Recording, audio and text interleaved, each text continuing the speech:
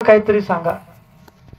ऐका, देव माझा मामा या कलियुगामध्ये जर एखादा म्हणत असेल ना, देव गेला, देव समाधीस्थ झाला, नाही नाही नाही नाही, माझा देव गेलाच नाही. कोण म्हणतं आपला देव गेला? अरे फक्त ह्या देहाचा त्याग माझ्या मामानं त्या आत्मापुरात केला. समाधी घेत असताना शेवटच्या क्षणाला मामाच्या दोन्ही मिशा ताट झाल्या होत्या. देव बघत होता, असं वाटत होतं.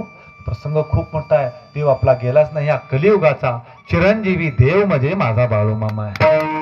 आज सुद्धा तुमच्या आमच्यासाठी राबतो तो देव आहे. माझ्या देवानं त्यावेळेला सांगितलं, अरे जो मला हाय म्हणल नव त्याला मी हाय, जो मला नाही म्हणल नव त्याला मी कधीच नाही.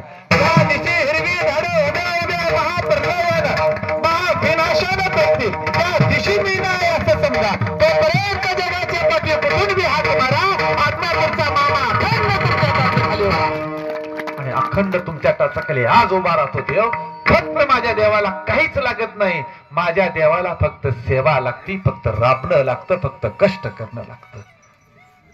त्याला तुमच्या श्रीमंतीशी घेणं देणं नाही, तुमच्या मोठेपणाशी घेणं देणं नाही, त्याला फक्त सेवेशी घेणं देणं आहे. म्हणून माझ्या मामाच्या शेळ्या मेंढ्याची सेवा करा, मामाची सेवा करा. ऐका, आज 14 तारीख आहे. आज सहज आठवलं म्हणून सांगतो. 14 फेब्रुवारी 2022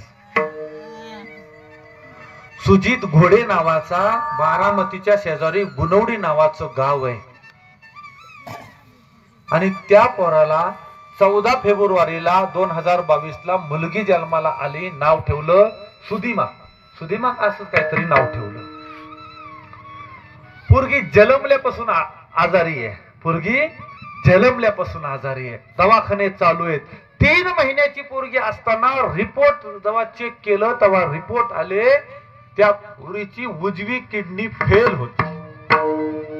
वय वर्ष किती? 3च आहे. आणि दुसऱ्या किडनीवरती सूज होते. म्हणजे तीही किडनी जाण्याच्या मार्गावरती आहे. दादा फोन बिन बंद ठेवा. आता कुणीच फोन काढू नका, कुणी काय बोलू नका. आपल्याला काय मुख्यमंत्र्याचा फोन येणार नाही का रे? माझ्या बहिणीला बोललास, उद्या भेट मला ऑफिसला. असं काय आहे का गोल तुमच्यात? त्या लाडक्या बहिणी मुख्यमंत्र्यांच्या तुम्हाला वर्ण लय जात आहे, असं काय आहे का? अजिबात बोलू नका. गृहमंत्र्याचा फोन होता का? सिस्टमवाले आता डिस्टर्ब करू नका. वेळ कमी आहे का? मुलगी तर जन्माला आली, घरात आनंद झाला. 4-5 वर्षानंतर अपत्य जन्माला आलंय, आनंद झाला वखला. पण आजारी पडलं, पुन्हा ग्रहण सुरू झालं आणि किडनी फेल झाल्यावर त्या बापाच्या पायाखालची जमीन सरकली. ए दादांना, लेकीचा जीव असतो बापावरती, ही गोष्ट खरी आहे. आणि मग काय करावं काय करावं काय सुचत नव्हतं. मामांची बकरी कारभारी 4 नंबरची पालखी त्या भागात अजूनही तिथंच पालखी फिरते बघा, त्या भागात होती. मामा म्हणत होता मग बकऱ्यात जाणं येणं होतं. आणि मग आता काय करायचं? एक गोष्ट सांगतो, ह्या कलियुगामध्ये सगळ्या गोष्टीचा अंधार होतो त्यावेळी मामा उजेड घेऊन येत असतो. सगळ्या अपेक्षा संपत्यात तेव्हा मामा आशेचं नवं किरण घेऊन येत असतो. सगळ्या वाटा संपत्यात तेव्हा मामा नवीन वाट निर्माण करत असतो. आणि तेच झालं त्याच्याशी. आता किडनीच फेल आहे, दुसऱ्या किडनीला सूज आहे. काय करायचं? ऑपरेशन होत नाही, डायलिसिस होत नाही. 3 महिन्याची पोरगी आहे. विचार करा काय परिस्थिती असेल. मामाच्या बकऱ्यात आला, 8 दिवसच सेवा केली पण राहवलं नाही. काय पोरीचं होत कसं झालंय बघायला परत घरी गेला. डाव्या किडनीवरची सूज कमी झाली होती. दवाखाना तर चालूच होता, घरची नेत होते. बारामतीच्या जवळच गुणवडी गाव आहे. पण बरं वाटलं की सूज तरी कमी झाली. परत आला आणि परत 1.25 महिना सेवा केली मामाची. आणि सगळा भार मामापाशी टाकला. तर सांगितलं, देवा तुझ्यापाशी आलोय. माझी लेक, माझी पोरगी, माझा जीव आहे. माझा जीव घ्यायचा का ठेवायचा हे तुझं तू बघ, पण मी तुझ्या शेळ्या मेंढ्याची सेवा करतो. शब्द दिला देवाला.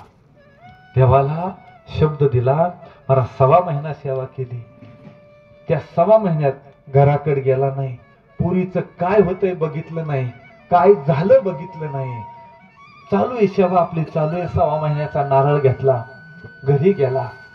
घरी गेल्या बायकोला विचारलं आपली पोरगी कशी आहे.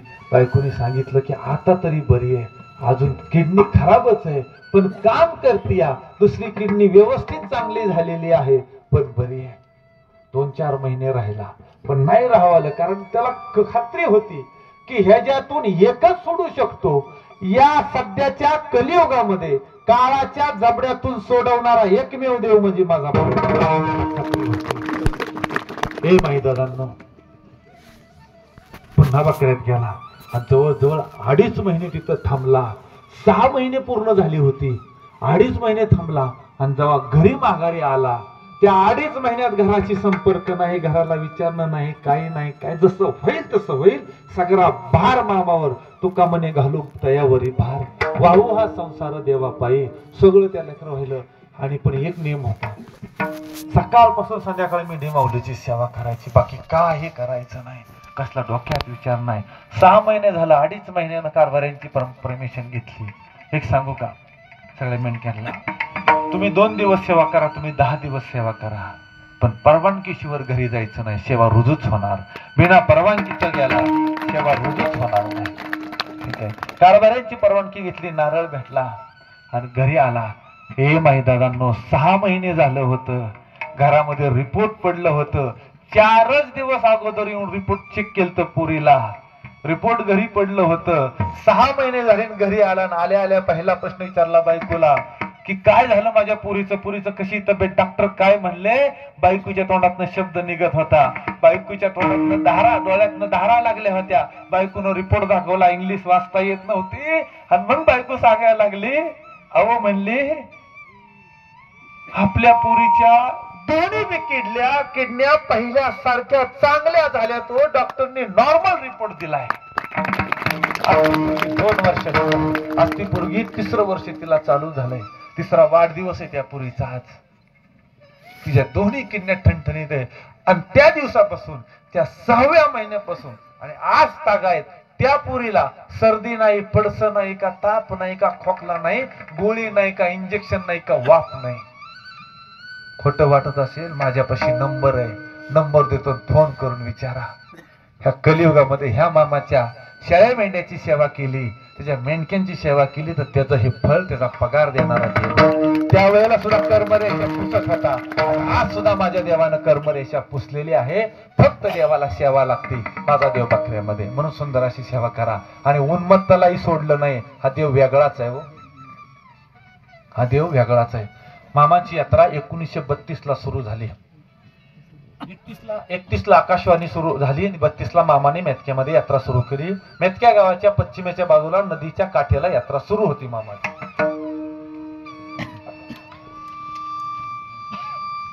देव किती काळजी घेतो फक्त ऐकून जावा. यात्रा सुरू झाली, सुंदर अशी यात्रा भरायला लागली. 1932 ते 1938 यात्रा चालली. पाडव्याच्या अगोदर येणारी एकादशीला वात घालायची. माघ महिन्यातली एकादशी वात घालायची आणि देवाची यात्रा 7 दिवसाची सुरू व्हायची. त्रयोदशीला, द्वादशीला घागरी पुजायच्या, देवा जगदुनीची भविष्यवाणी देवानी करायची. त्रयोदशीला दिंडी नदीला जायची, देवाने आंघोळ करायची. चतुर्थी व्हायची, पंचमी पाडवा झाला रे झाला की प्रतिपदा व्हायची. द्वितीयाला देवाची यात्रा संपन्न होऊन जायची. हा देवाचा नियम. हा म्हणता म्हणता 1932 ते 37 सुंदर अशी यात्रा पार पडली. 1938ला देवाची यात्रा मेतक्याच्या गावात भरली. साधारणतः 27 मार्च 1938 एकादश आहे त्या दिवशी. त्याच्याच अगोदर 8-10 दिवस 18-20 तारखेच्या आसपास मामांची बकरी मेतक्याच्या गावात आलेली आहे आणि बकरी रानोमाळ फिरायला लागलेली आहे. देवाची यात्रा एकादशी दिवशी वाद घातली, विना उभा राहिला. देवाची यात्रा भरायला सुरुवात झाली. हे भली मोठी यात्रा, लाखोच्या संख्येनं लोक, दुकानं भरपूर लागलेली आहेत. वालग सुरू झालेला आहे, वालग वाजायचा, यात्रा भरलेली आहे. सुंदर अशी यात्रा चालली. एकादशीला यात्रा झाली, द्वादश झाली, त्रयोदशीला दिंडी नदीला आंघोळीसाठी देव गेलेले आहेत. त्या यात्रेला 33 कोटी देवांची हजेरी असते बरं का. ही गोष्ट लक्षात ठेवा. त्या यात्रेला 33 कोटी देवांची हजेरी असती. आणि हा मामांच्या बकऱ्यातला नियम आहे. त्या दिवशी गावकऱ्यांनाही बकरी सांभाळायची आणि सगळ्या मेंढक्यांना आत्मापुरात देवाला भेटायला जायचं असतं. त्यावेळेला जगात, या जगामध्ये त्या मामाच्या यात्रेच्या वेळेस तोच प्रसंग गावावरती जबाबदारी देव देतो. की ज्या दिवशी देव स्वतःची बकरी सांभाळण्याची जबाबदारी गावावरती पूर्णपणे देत असतो, मेंढक्यांना आदमापुरात बोलवत असतो, हे ज्या गावात भाग्य लाभतं ना ते गावच पुण्यवान म्हणायचं, त्या गावासारखं भाग्य दुसरं कुठलं नाही. ठीक आहे. देवा पाडव्याला देवाची यात्रा भरती बघा. आणि त्रयोदशीला दिंडी गेली, दिंडीचं स्नान वगैरे झालं आणि दिंडी माघारी आली. मामांची बकरी मेंढक्यांना सोडली आणि मेंढकं बकरी चरायला तेव्हा मरगाईच्या मंदिरापर्यंत, मेतक्याच्या मंदिरापर्यंत, जी मेतक्यात मंदिर आहे त्या माळावरती मामाची बकरी असायची आणि चरायला गेली बकरी. यात्रा जोरात भरलेली. त्रयोदशीला सुंदर असे यात्रेचा उत्सव चालू आहे. आणि त्याच दिवशी त्रयोदशीच्या दुपारच्या 3-3:30च्या सुमाराला त्याच गावामध्ये ज्योती पाटील नावाचा शेतकरी अर्धांड पहिलवान होता आणि गावात नेहमी आडवा चालायचा. त्याच्या शेतामध्ये मामाची बकरी गेली. आंब्याची झाडं होती, काय ढाळा होता, त्या मेंढक्यांनी ढाळला. आणि हे दादांनो, त्या ज्योती पाटलाला कुणीतरी सांगितलं की धनगराची बकरी तुझ्या रानात गेली, मामांची बकरी तुझ्या रानात गेली, देवाची बकरी तुझ्या रानात गेली. ह्या सगळ्या गोष्टी कळल्यावरती हातामध्ये काठी घेतली, फेटा बांधलेला अर्धांड पहिलवान होता, हातामध्ये काठी घेतली, पळतच रानाकडे सुटला. आता म्हणला सोडत नाही, एका एकाला आडवं करतो. लोक मध्ये विचारायची कार पळतो ज्योत्या, कार पळता पहिलवान. सांगायचा म्हणे त्या धनगराची बकरी माझ्या रानात गेली, वाटोळ केलं, माझं नुकसान केले, आता सोडत नसतो म्हणला. लोक अडवायचे, अरे म्हणली खुळ्या, अरे देवाची बकरी दे म्हणलं, मी मानत नसतो म्हणलं, माझं नुकसान झालंय म्हणला, तुमच्या रानात घेऊन जावं तुम्हाला देव आहे तर. राणा उष्टाकायचा आणि संध्याकाळच्या 4च्या सुमाराला आला हो रानामध्ये. अशी बकरी चरत होती, बांधावरती मेंढकं होतं, हातामध्ये भले मोठी काठी होती. आणि त्या ज्योती पाटलानं त्या उभा राहिलेल्या बसलेल्या मेंढक्यांच्या पाठीमध्ये काठीनं मारायला सुरुवात केली. मेंढकं वरडायला लागलं, मेंढकं वरडायला लागलं. मारत होता ज्योती पाटील त्या मेंढक्यांना, पण वळ मामाच्या पाठीवरती उठत होत. मामा तसाच तंबूमध्ये गेला, मामा तडपडत होता. मारलं मेंढक्यांना, मेंढरांना ढेकळाने मारलं, दगडाने मारलं. मेंढकं आडवं झालं, पाया पडली मेंढकी, त्याच्या पाय धरलं. सांगितलं, हे दादा पहिलवान, आम्हाला काय मारायचं ती मारा, पण आमच्या मेंढरासनी मारू नका, ही देवाची मेंढर आहे. काय नका वाजवता, तुम्ही शांत राहा, आता काही तुम्ही प्रतिक्रिया देऊ नका, बोलू पण नका, पाठीमाग पण बोलू नका. सांगत होती, दादा पहिलवान नका ओ मारू मेंढरांना, आम्हाला काय मारायचं ती मारा. तो उन्मत्त झाला होता, अरे तुम्हाला मी सोडतो का काय म्हणला, एका एकाचं तगडच मोडतो. हो दादा काही बी मारा, पण मेंढर मारू नका.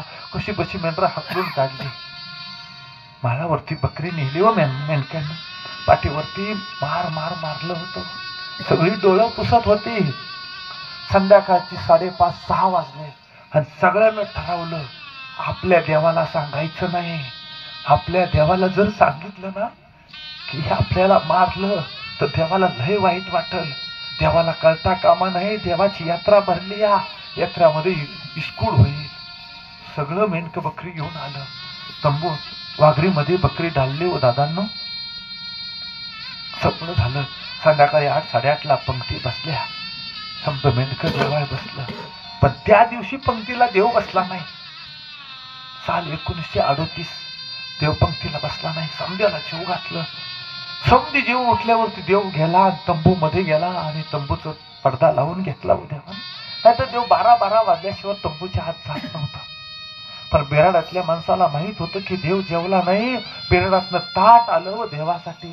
सगळे मेंढकं वाघराच्या कडेने गेल्यात दादांना आणि सांगितलं देवाला, मामा तुमच्यासाठी जेवण आणलं, या जेवताय नव तुम्ही. देवानं आतून आवाज दिला, ए म्हणला जा रे पोरा, आज मला भूक नाही बघ, आज मला जीवूशी वाटत नाही, जा रे म्हणला घेऊन. थांबला हो, पण नाही ऐकलं. देवानं हाकलून लावलं, माघारी घेऊन गेला. पण जीव त्याचा कासावीस होत होता. देवावरती एवढा जीव आहे हो त्यांचा. परत घेऊन आला देवा, चल के रे देवा, तो 2 तरी घास खाऊन घे. नाही सांगितलं देवानं, नाही खाणार. संध्याकाळच्या 10 वाजल्या. हा म्हणता म्हणता बातमी सगळ्या मेंढक्यांमध्ये पसरली की आपला देव उपाशी, आपला देव उपाशी. सगळं मेंढकं तंबूपाशी आलं दादांनो. आणि देवाला हात जोडून सांगू लागलं, हे देवा, अरे कार उपाशी हायस तू, अरे आम्हाला पोटभर जीव घातलं नव तू 4 घास तरी खाऊन घे कर. देव तंबूतनं आवाज देत होता, जा रे म्हणला रांडाच्या, हो आज मला भूक नाही र. मेंढकं बोललं, देवा आमासनी मार खावायला लागला म्हणून तू उपाशी राहिलास वर देवा. देवा असं नग न करू. तेव्हा तू बाहेर ये की र. देव तंबूच्या बाहेर आला. मेंढका असं समोर बसलं होतं, डोळ्यामध्ये पाणी होत. समजे मेंढकेने हात धरला. हे देवा, अरे तुझ्यासाठी, तुझ्या मेंढरासाठी अरे किती बी मार खावा आम्ही, पण तू उपाशी राहू नकस रे देवा. देवा अरे तू आमासनी जीव घातलं, तू उपाशी राहायला लागला वय रे देवा. सांगत होती मेंढक, देवा ऐकत नव्हता. मेंढक्यांनी सांगितलं देवा तू जर उपाशी राहिलाच नव आम्ही इथंच बसू, आम्ही नाही रे जाणार देवा, पण तुला खावं लागेल. ऐकत नव्हता व देव. देव सांगू लागला, अरे माझ्या लेकरांनो, माझ्या बाळांनो, मेंढर त्याच्या रानात गेली त्यात तुमचा काय दोष र. मी आज तुम्हासनी बकरी राखायला लावलं त्यात तुमचा काय दोष. पण माझ्या बकरे पायी तुम्हासनी मार खावा लागला नव. माझ्या बकरेसनी मार खावा लागला म्हणून मला वाईट वाटतंय र. सगळं मेंढक म्हणू लागलं, देवा आम्हासनी काय बी वाटत नाही देवा, तुझ्यासाठी किती बी मार खाव, पण तुझ्या शेळ्या मेंढ्याची आम्ही सेवा नाही सोडणार रे देवा. पण देवा तू काहीतरी खाऊन घे. बिराडातनं बकऱ्याचं दूध आणलं. समद्याने इनवणी केली. देवानं 2 घोट फक्त दूध घेतलं व दादांनो. आणि देवानं सांगितलं मेंढक्याला, हे माझ्या बाळांनो, तुम्हासनी मार खावा लागला नव, काय बी काळजी करू नका. ह्याचा म्या न्याय निवाडा ह्या मेतकीच्या गावात मांडन. फक्त एवढी यात्रा पार पडू द्या. अरे समद देव आल्या ती, त्यो काळ्या इथे बी आला या. समद आल्यात नव, समद देव त्याच्या गावाला गेलं नव की म्या न्याय निवाडा मांडतो. समदे मेंढक्यानी देवाला नमस्कार केला. देवानं 2 घट घेतलं आणि सगळं मेंढकं झोपाय गेलं. हे दादांनो, त्या दिवशी आपला देव झोपला नाही का माहितीये? कारण त्याच्या मेंढक्यानं मार खाल्ला होता. मेंढी माऊलीनं मार खाल्ला होता. त्या दिवशी मेंढक्यांच्याही डोळ्याला डोळा लागला नाही. सकाळ झाली, बकरी चरायला गेली, यात्रा संपवण्याचा दिवस आला. सकाळच्या परी देवानं सांगितलं, आदल्या सकाळच्या परी बिराड बांधात आपल्याला पुढच्या गावाला जायचंय. सगळं तंबू आवरायला सुरुवात केली. आश्चर्य वाटायला लागलं की का देव इतक्या लवकर आवरायला लागला. गावकरी विचार करू लागलं, दुकानदार विचार करू लागलं, समधी लोक विचार करू लागली. आणि सगळं चालू असताना बिराड आवळलं गेलं. देवानं सांगितलं, ए मेंढक्या हो, चला रे आता पुढच्या गावाला तळ हालूया. मेतक्यातलं गावकरी आलं होतं. विसरू लागलं, देवा का रे एवढी घाई करायला लागला? अरे अजून 2-4 दिवस राहा असं म्हणताय ना. अरे म्हणलं मेतक्याच्या गावकऱ्या हो, मला आता पुढच्या गावाला गेलं पाहिजे, पण त्याच्या अगोदर मला एक काम तुमच्याकडून करून घ्यायचंय. माझा न्याय निवाडा आजच्या दिवसाला तुमच्या चावडीवरती होईल. न्याय निवाड्यासाठी चावडी बोलवा. हा कलियुगाचा बाळू धनगर तुमच्या चावडीवर येणार आहे. आणि अशी आवाज अख्ख्या ब्रह्मांडामध्ये घुमला. सगळी विचार करू लागली, देवाचा न्याय निवाडा आहे, देवाचा न्याय निवाडा आहे. काय झालं? हा म्हणता वाऱ्यासारखी बातमी पसरली पंचकृषीमध्ये. आणि सकाळच्या पारी 9:30-10च्या सुमाराला माई दादांनो तळ हल्ला गेला. मामानं 4 सौंगडी बरोबर घेतलं, बरोबर असणारी, आणि मामाच्या बरोबर चालायला लागली. देव झपाझपा पाहिलं पावलं टाकत गेला. गावामध्ये मुंगी शिरायला जागा नाही, एवढी तुडुंब गावामध्ये. त्या मेतक्याच्या गावामध्ये माणसं गर्दी आहे का? देवाचा न्याय निवाडा आहे, देवाचा न्याय निवाडा आहे. चावडीवरती गर्दी झालेली, अफाट गर्दी आहे. बसायला देवाला घुमटी टाकलेली चावडीवरती. सगळी पंच कमिटी वाट बघतायत देवाची. हा देव तडा पावलं टाकत त्या मेतक्याच्या गावामध्ये आला. घुंगराच्या काठीचा आवाज येत होता, पायाचा आवाज येत होता. जसं पाऊल पडत होतं तशी धरणी माय डगमगत होती. आणि हा म्हणता देव चावडीवरती पोचला. चावडीवरती पोचल्या बरोबर देवानं घुमडीकडे बघितलं. गर्दीची माघारी देव फिरला. देवानं काठीला हात दिला आणि कमरावरती हात दिला. देव सांगू लागला, ए मेतक्याच्या गावकऱ्या हो, आज म्या तुमच्या इथं बसायला आलेलो नाही. अरे मला न्याय पाहिजे रे, म्हणून म्या तुमच्या इथं आलो या. मला त्या चावडीवरती न्याय निवाडा करायचा आहे माझा. होय देवा, तुम्ही बसा तर खरं, तुमचा आम्ही समज ऐकून घेतो अशी समधी सांगत होती. पण देव ऐकत नव्हता. हे म्हणला, मी बसायला आलो नाही, माझा न्याय निवाडा मांडा, मला न्याय पाहिजे. आणि मग विसरू लागली पंच कमिटी, देवा काय झालं, देवा कसा काय झालं तुला, कुणी तुझं नुकसान केलं, कुणी तुझं सामान चोरलं, तेव्हा सांग ना, मी आता न्याय करतो. देव सांगू लागला, होय रे, मी तुमच्या इथं आलोय ना, म्या न्याय मागायला आलोय, माझा निवाडा आज झालाच पाहिजे. 11 वाजले होते. आणि मग विचारू लागली की पंच कमिटी की काय झालं त्यावेळेला सांगू लागला, ए मेटक्याच्या गावकरे हो, तुमच्या गावामध्ये यात्रा भरवली कोणासाठी, या कलियुगामध्ये तुमच्या इथं धर्म घडावा, तुम्हाला पुण्य मिळावं, तुम्हाला परमेश्वराचं सानिध्य लाभावं म्हणून यात्रा भरवली. ए मेटक्याच्या गावकरे हो, या यात्रेचं ठिकाण कुणी निवडलं, तुम्ही निवडलं. यात्रा भरायला परवानगी दिली कुणी, तुम्ही दिली नव्ह. आणि इथं यात्रा भरली पाहिजे, हे ठिकाण योग्य आहे असं तुम्ही म्हणला नव्ह. तर मग तुमच्या इथं यात्रा भरली, पडरंग 33 कोटी देव हजर झाले, याच्यामध्ये माझा दोष काय? यात्रा भरली ह्याच्यात माझ्या बकऱ्याचा दोष काय? यात्रा भरली यात माझ्या मेंढक्याचा दोष काय? सगळी सांगू लागली, होय देवा, आमच्यासाठी भरली, कलियुगामध्ये आमचं पुण्य म्हणून भरली, तुझा बी दोष नाही, तुझ्या बकऱ्याचा बी नाही, तुझ्या मेंढक्याचा बी नाही. मग माझ्या मेंढक्याचा दोष नाही नव, माझ्या बकऱ्याचा दोष नाही नव, मग माझ्या मेंढक्याला माझ्या बकऱ्याला या मेंढक्याच्या गावामध्ये मार खावा लागला. माझ्या मेंढक्यांच्या पाठीवरती काठीचं ओळ उठवलं. अरे मार मेंढक्याला बसत होता, पाठीवरती बाळू धनगराच्या ओळ उठत होत. सांगा काय दोष त्याचा? असं म्हटल्याबरोबर सगळी स्तब्ध झाली, शांत झाली. क्षणभराची शांतता प्राप्त झाली आणि शांततेला चिरून गेलेला आवाज पंच कमिटीचा आला, तेव्हा आता नाव सांगा, तेव्हा नाव सांगा, आताच निवाडा मारतो, त्याला आम्ही आता शिक्षा देतो, त्याला गावाच्या बाहेर काढतो, त्याला वालीत टाकतो. तेव्हा आता सांगा, कोण आहे, कोण नाही, कोणी मारलं, का मारलं, कोण आहे तो, त्याला आता आम्ही शिक्षा देऊ, आम्हाला काही ऐकायचं नाही, मी त्याला शिक्षाच देऊ. अशी सगळी सांगत होती.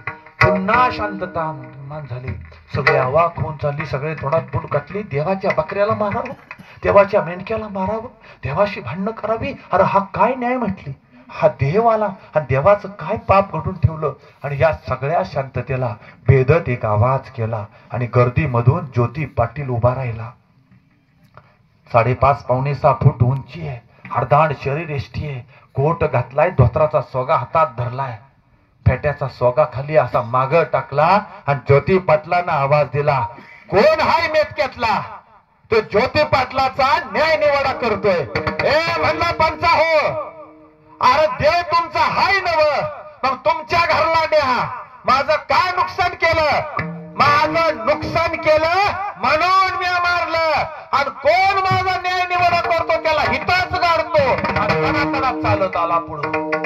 हडदाड होता, भांडणं करायचा, लोकांच्या मांडगुटीवरती बसायचा, मारायचा. ए पंच कमिटी का तुमचं दातण शिवलं का? कार म्हणला, माझा निवड मारता, एकाला हितच आडवा करतो, आणि हातातली काठी घेऊन आला पुढं. सगळी शांत झाली, कुणी बोलत नव्हतं. उभी राहिलेली पंचमंडळी खाली बसली. ह्याच्या वाटेला जावं कुणी, ह्याला अडवत जावं कुणी, ह्याच्याशी भांडण करावे कुणी. सगळी शांत झाली, कुणी काही बोलत नव्हतं. चाव चाव चाव करणारी गावकरी, बोलणारी पंच कमिटी ती सुद्धा गप झाली सगळी. ह्याच्या संग दुश्मनी गेलं म्हणजे मरणाला पत्करण्यासारखं झाली. आणि देवाच्या समोर आला. 11:30चा सुमार आहे. 11:30च्या सुमाराने देवाच्या समोर आला. देव चावडीवरती उभा आहे आणि देवासंग भांडायला लागला. देव स्तब्ध आहे, हातामध्ये काठी घेऊन देवासंग भांडायला लागला, नाना गोष्टी बोलायला लागला. देवाला सांगू लागला, अरे तुझ्यासारखं धनगर बघितलं, पोट भरायची इथे, असं तसं नाना गोष्टी बोलला, लय गोष्टी बोलत होता. त्यावेळेला बरोबर अर्धा तास जवळजवळ वेळ व्हायला आली आणि माझ्या देवानं आवाज दिला, ए ज्योती पाटील, आत्तपटवर मी तुझं समज ऐकून घेतलं. कशाच्या जीवावरती, कशाच्या जोरावरती तुला ठाव नाही नव? अरे माझी बकरी तुझ्या रानात चालली, त्याचं मूलभर पुण्य तुझ्या बकरी होतं, म्हणून कलियुगाचा बाळू धनगर बंद होता. आता हे जरी सबूत बोलशील नवा, तर हे ज्योती पाटील, हा बाळू धनगर कैलासीचा महादेव, कैलासीचा महादेव, हा ब्रह्मांड नायक, हा कलियुगाचा बाळू धनगर तुला असं म्हटल्याबरोबर 2 पावलं मागं फिरला आणि पुन्हा आपला अपमान होतोय हे लक्षात आलं. पुन्हा शिव्या देऊ लागला, पुन्हा बोलू लागला. त्यावेळेला देव कळला, ए ज्योती पाटील, ज्या शरीरावरती तुला घमेंड आली, ज्या शरीरावरती तुला मात चढला, ज्या तोंडानं तू मला शिव्या द्यायला लागला नव, अरे हे कुणी दिलं, कशासाठी दिलं, ह्याचं भान तुला राहिलं नाही नव. ए ज्योती पाटील, माझ्या बकऱ्यानं तुझं नुकसान केलं, मला मागायचं होतं, म्या भरून दिलं असतं. तू बकऱ्याला मारलं, या बकऱ्याचा काय दोष, माझ्या मेंढक्याला मारलं, या मेंढक्याचा काय दोष, तू मला विचारायचं होतं, म्या तुला नुकसान भरून दिलं असतं. असं म्हणल्याबरोबर ज्योती पाटील म्हणू लागला, लय नुकसान देणारी बघितली, लय भरपाई देणारी बघितली, एवढा भरपाई देणार असं तर कशाला फिरला असता. अशा नाना गोष्टी चालल्या. 12 वाजून गेल्या, अर्धा तास उलटून गेला होता. 12 वाजून 2 मिनिटं झाली होती आणि देवाच्या रागाचा पहारा चढत चालला होता. चेहऱ्याची छटा बदलली जात होती आणि देव कडाडला, ए मेतक्याच्या गावकऱ्यावर, अरे म्या तुमच्या गावात आलो मला न्याय मिळावा म्हणून, तुमच्या चावडीवरती न्याय निवाडा मांडला मला न्याय मिळावा म्हणून, पण तुम्ही काय माझं काय करणार. ए सूर्यनारायणा, अरे कलियुगाचा न्याय करणारा हा कलियुगाचा बाळू धनगर, माझा न्याय निवाडा या मेतक्याच्या गावाच्या चावडीवरती न्याय मांडणार आहे. ए ज्योती पाटील, मी आता जाणार आहे, एक तरी सबूत बोलला तर तो सबूत तुझा शेवटचा सबूत होईल. आणि असं बोलल्याबरोबर ज्योती पाटलाचा अपमान झाला. लोक बघू लागले. ज्योती पाटील रागाने मामाला बोलू लागला, आगावरती धावू लागला आणि देवाच्या खांद्याला हात देण्या ज्योती पाटलाला लावल्याबरोबर देव करायला, ए ज्योती पाटील, बाळू धनगराच्या अंगाला हात लावला, तू आधी धाक बसलास. ए ज्योती पाटील, या कलियुगामध्ये ज्यानं उन्मत्त बनून वागण्यात गेलं त्याला बाळू धनगर शासन कराल. ए सूर्यनारायणा, आज माझा न्याय निवाडा म्या मांडतो. ए ज्योती पाटील, ज्या शरीरावरती तुला घमेंड आली, ज्या हाताने तू माझ्या मेंढक्यांच्या पाठीवरती काठ्या मारल्या, त्या तोंडाने तू मला शिया दिल्यास, ए ज्योती पाटील, या मेंढक्याच्या गावात 6 महिन्यात तू कुत्र्यासारखा भुकत फिरशील, तुझ्या हाताने तुझी कापडं भरशील आणि याच मेंढक्याच्या गावात या गल्लीबोळामध्ये कुत्र्यासारखा भुकता भुकता 6 महिन्याच्या तुझा अंत होईल. बाळू धनगरानं मेंढकं सोडलं, परत पाऊल ठेवणार नाही. आणि देव तडा तडा तडा तडा निघून गेला. त्याला शाप दिला, 6 महिन्याच्या कुत्र्यासारखा भुकत फिरशील, तुझ्या हातानं कापडं फाडशील आणि हितच अंत होईल, जगदुनिया पाहिल. आणि देव निघून गेला. सगळी आडवं पडत होती, देव थांबलाच नाही. देव दुपारच्या वेळेला त्या मेतक्या गावाची शिवदेवानं वलांडल्या बरोबर तिथं चोपाळ्यावरती बसलेला ज्योती पाटील कुत्र्यासारखा भुकायला लागला, कापडं फाडायला लागला. 6 महिने त्या मेतक्याच्या गावामध्ये फिरत होता, कुत्र्यासारखा भोआ भोआ भोआ भोआ करत फिरत होता. अंगावरती कापडं राहत नव्हती आणि भुकता भुकता त्या मेतक्याच्याच गावामध्ये ज्योती पाटलाचा अंत झाला. अख्ख्या गावानं, अख्ख्या पंचक्रोशीने देवाचा शाप बघितला, देवाचा कोप बघितला. एकीकडे देवानी कृपा पण बघितली ह्या जगदुनियानं आणि एकीकडे देवाचा कोप पण बघितला, देवाचा राग पण बघितला, देवाचा शाप पण बघितला. आहे त्याच्यासाठी मेणाचा गोळा आहे आणि नाही त्याच्यासाठी हा खैराचा इंगुळ माझा देव आहे. म्हणून ह्या मेंढी माऊलीची सुंदर सेवा करा. नाही जमलं त्याच्यात आडवा पाय घालू नका. मेंढी माऊलीला चुकून सुद्धा केसाला धक्का लावू नका. चुकून सुद्धा चुकीच्या मार्गाने जाऊ नका. अग्नीची परीक्षा बघू नका. देव जगा वेगळा, देव माझा बाळू मामा. पण एक गोष्ट खरी आहे, ज्यांनी ज्यांनी माझ्या मामाचा रस्ता धरला, ज्यांनी ज्यांनी माझ्या मामाच्या शाळ्या मेंढ्याची सेवा केली, ज्यांनी ज्यांनी माझ्या मामाच्या भंडाऱ्याची सेवा केली, जो जो मामाच्या तळावरती राबला त्याला मामाने आजपर्यंत एकटं सोडलं नाही, हा इतिहास आहे. आणि म्हणूनच 9 पालख्या 4 राज्यामध्ये अखंड उभ्या पिकामध्ये माझ्या मामाची बकरी चरतात. हा विश्वास प्रत्येकाला आहे की देव आपल्याला एकटं कधीच सोडत नाही. म्हणून कधीच सोडत नाही. त्या देवाच्या शाळ्या मेंढ्याची सुंदर अशी सेवा करा, एवढी विनंती सर्वांना करतो. मेंढी माऊलीला चारा कमी पडणार नाही ह्याची काळजी घ्या. सर्वांनी मिळून मेंढी माऊलीला चारा द्या, धर्म करा. या माईंना विनंती आहे, सकाळ संध्याकाळ जिथं मामांच्या तळावर जाताल तिथं 2 भाकरी का होईना घेऊन जा. त्या भाकरीचा अनन्यसाधारण उपकार माझा देव ठेवत नाही, तो फेड करत असतो. एवढी विनंती सर्वांना करतो. त्यात आता काही गोष्टी अतिशय महत्वाच्या आहेत. माझा देव कोणाच्या अंगात येत नाही, कुणाचं भविष्य सांगत नाही. तुम्हाला जे काय दान करायचंय ते मामांच्या मेंढी माऊलीसाठी करा, मामांच्या तळावरती करा, आदमापुरामध्ये करा. ह्याच्या त्याच्या नादी लागू नका. त्याला देव जबाबदार राहणार नाही, लक्षात घ्या. देव हितल्या सेवेला जबाबदार आहे, देव मेंढी माऊलीच्या सेवेला जबाबदार आहे, देव आदमापूरच्या सेवेला जबाबदार आहे. बाकी तुमचं तुम्ही बघून घ्या.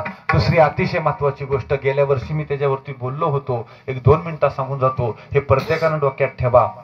आता गणपती सीझन जवळ आलेला आहे आणि गणपतीच्या सीझन मध्ये मामांच्या हातामध्ये काठी आणि घुंगडी घेतलेला गणपती बनवला जातो, बरोबर आहे ना?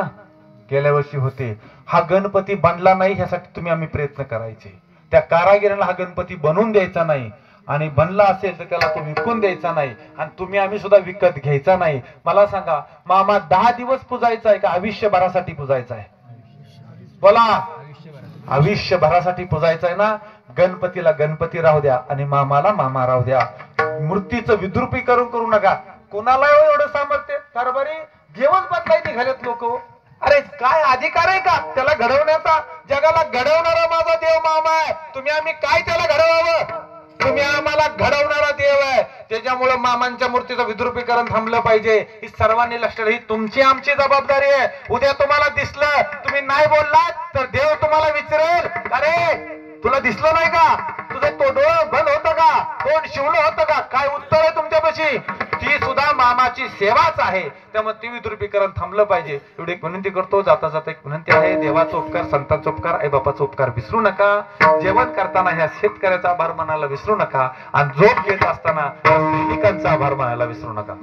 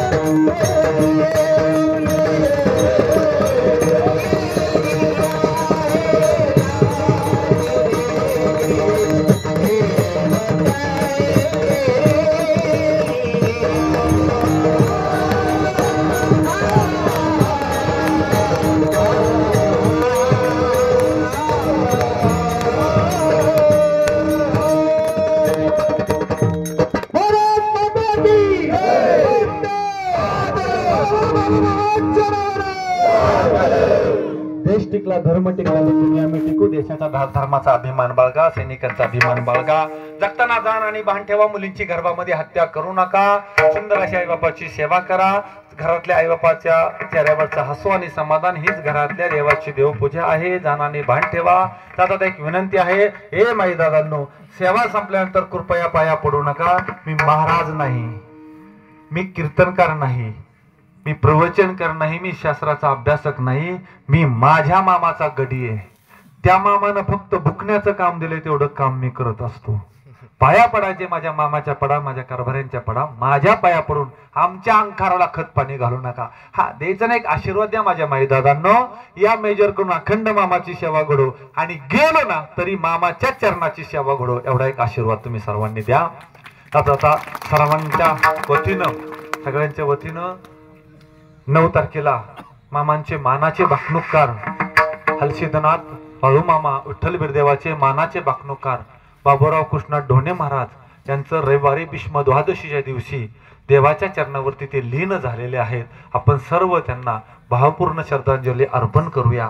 त्याचबरोबर मामाचा लाडका पुजारी, मामाचा भक्त कृष्णा पाटील कोनवडेकर, तोही एक 5-6 दिवसापूर्वी मामांच्या चरणावरती लीन झालेला आहे. त्यालाही आपण भावपूर्ण श्रद्धांजली अर्पण करू आणि ह्या मामाच्या चरणी प्रार्थना करू की हे भगवंता या दोघांच्या कुटुंबाला, आप्तेष्टांना या दुःखातून सावरण्याची शक्ती आणि सामर्थ्य दे. ही प्रार्थना आपण या भगवंताला करू आणि झालेली सेवा अर्पण कारभारी तत्पूर्वी हात जोडून साष्टांग दंडवत अर्धा तास वाढून दिलात. मामाचा आशीर्वाद समजावा माझ्यासाठी हा. ठीक आहे, झालेल्या सेवेला पूर्ण विराम.